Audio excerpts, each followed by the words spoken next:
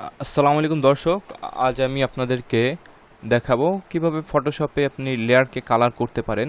এর আগের পর্বে আমি দেখিয়েছিলাম আপনারা ফটোশপে কিভাবে একটি লেয়ার তৈরি করতে পারেন, নতুন লেয়ার, যে লেয়ারে আপনারা photo editing, logo design, business card design, flyer design, anything photo editing related কাজ করতে পারবেন। তো আজকে দেখাবো ফটো লেয়ারকে আপনারা কিভাবে কালার করতে পারেন। তো আপনারা যারা আগের পর্বটি দেখেননি তারা ডেসক্রিপশনে দেওয়া ভিডিও লিঙ্ক থেকে আগের পর্বটি দেখে নিতে পারেন। তো চলুন শুরু করা যাক। তো লেয়ার যেহেতু আমি আগে থেকে ক্রিয়েট করে রেখেছি, সেহেতু আপনারা এই সিলেক্ট করা লেয়ারের উপর আমরা কাজ করব।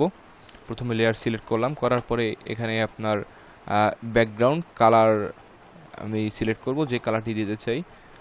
সাপোজ আমি ব্লু কালার সিলেক্ট করলাম। কালার প্যানেলটা কিভাবে ওপেন করেছি আপনাদেরকে আবার দেখিয়ে দিই।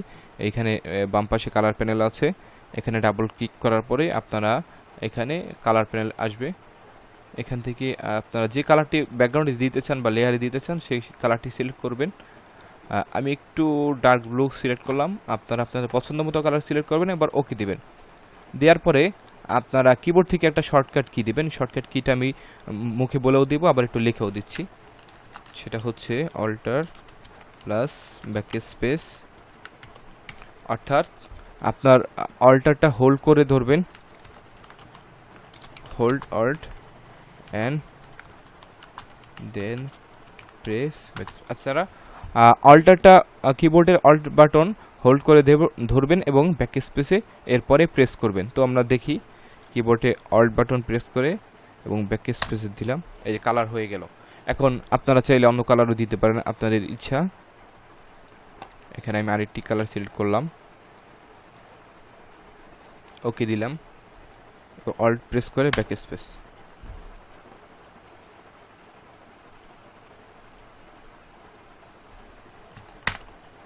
এখন আপনারা প্র্যাকটিস করতে থাকুন।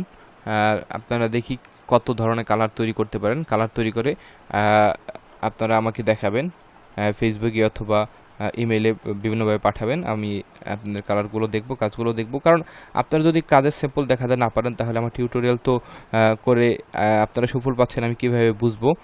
তো যাই হোক, আজকের ভিডিওটি আমি এখানেই শেষ করতে যাচ্ছি। পরবর্তী ভিডিও পাওয়ার জন্য চ্যানেলটি সাবস্ক্রাইব করে সাথেই থাকুন। আর কোন কোন বিষয়ে টিউটোরিয়াল চান অবশ্যই কমেন্ট করে জানাতে ভুলবেন না। তো ধন্যবাদ দর্শক, আপনাদের সবাইকে ধন্যবাদ। লাইক, কমেন্ট, শেয়ার অবশ্যই চাই।